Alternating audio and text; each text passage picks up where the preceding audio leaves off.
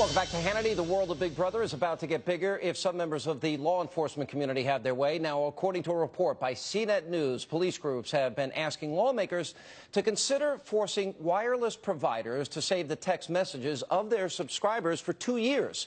Now, they're calling for the Senate to consider amending an existing privacy law. Now, the reason behind the request is to aid in criminal investigation. But the question is this a step too far? And joining me now to debate the issue are the news editor at townhall.com, Katie Pavlich, Democratic strategist, former aide to Senator John Kerry. Mark Hanna is with us. Katie, I am generally extremely supportive of law enforcement. I want them successful in their job to keep our streets safe. And I have no doubt that if we save everybody's texts for 2 years, it'll help them. If we save everybody's emails for 2 years, it'll help them. If we save and record everybody's phone conversations, it'll help a lot. If we videotape everybody 24 hours a day, that's going to help. Right. But where does the line get drawn? Exactly. Where does the line get drawn? This is equivalent to putting a GPS in everyone's car and seeing where they're going for 2 years. This is equivalent to making everyone wear a recording device and recording their conversations for 2 years. And essentially, and I am also very supportive of local law enforcement and law enforcement in general, but essentially what they're doing here is asking for everyone in the country to be turned into suspects before they have any evidence that they've committed a crime. And in my book, that's a little bit of a government overreach and opening the door right for some more tyranny into people's personal and private lives. Mark, your position on this?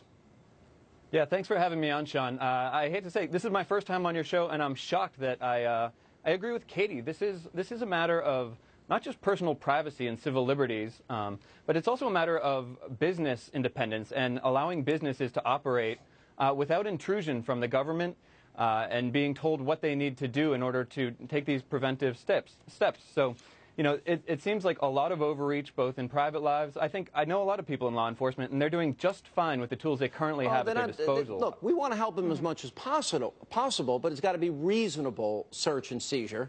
And I think the way we achieve that, if they have a suspect, we have a system of checks and balances. We have a judiciary. They have the ability, Katie, to go to a court and request a tap on somebody's emails, look, et cetera, and text messaging. And why would you want to put private companies in the middle of that? Well, and this is the thing, and coming from a private company perspective, private companies like Verizon, T-Mobile, all these tech-type companies, wireless providers, don't store text message information for a reason, and it's because when you start storing the personal private messages of citizens, there's a large possibility that that information is going to get hacked. And guess who's responsible for the private information of their customers? Well, that would be the companies. So they're essentially, the law enforcement is asking these companies to be liable for protecting this private information that they're not storing now in order to help them with their investigations. And on that point, look, you can look at the text messages of people all day and even go as far as email, but you really can't prove who sent that text message. So in the end, this actually isn't the best law enforcement tool that you can use. All right, Mark, I don't want your experience to be a totally positive one. You did work for John Kerry for a period of time.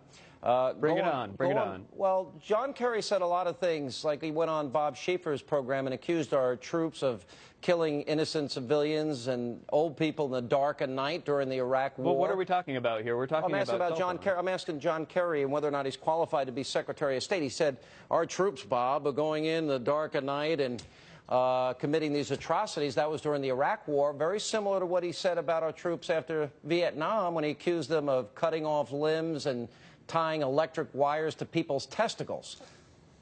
Okay, I don't know what to make of that, but I will say that most should that be an issue if he's appointed as Secretary of State?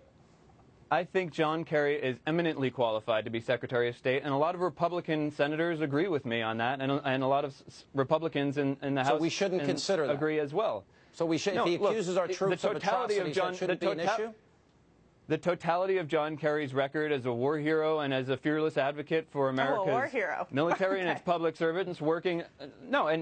Listen, he's when it comes to defense, there's nobody who has a better record, who's more knowledgeable. Let's talk about State Department. More knowledgeable about international affairs. I'm not really quite sure that John Kerry on the Senate Foreign Relations Committee, chairing the Foreign Relations Committee. So I don't know who would think that that resume would disqualify him. He's worked in a bipartisan way as the chair on the Senate Foreign Relations Committee.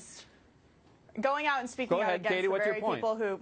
My point is, if you'll allow me to speak, my point is that, of course, you would consider the fact that John Kerry has gone out and spoken against the U.S. military and essentially accused them of war crimes when he himself joined the military, and accused a lot of the people who he served with who have a real problem with what he said John of Kerry served atrocious his country. crimes in a time of Listen, war. Hey, Mark, Katie, I'm not going to let you say that. I'm not going to let you say that. Mark, we're not talking about that. He accused our troops, not only after Vietnam, but in the Iraq War, of committing atrocities. Right. He was wrong in both cases, and the point is, should that be Abu Ghraib not an atrocity? We're not talking about his servant, although there are questions about his service.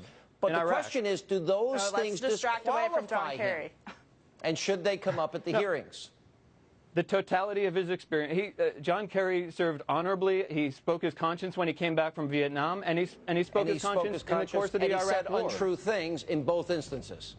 Yes. You can say absolutely. they're untrue, and I'm sure you have a big disagreement with a lot of things if he wants to has accuse argued our in the troops past. of torture in the dark of night, I think he's got to explain that. To answer your question, Sean, it should absolutely be considered. And to say that John Kerry is qualified for Secretary of Defense is ridiculous. He is not qualified for Secretary of Defense. No, you don't lead troops into battle as Secretary of Defense. I find this humorous. A lot of Republican senators find this humorous as well. He's qualified whether or not you disagree with him. Name one. Name one. Susan Collins. Susan Collins went on the record and said positive things. Most liberal Republican in the Senate. All right.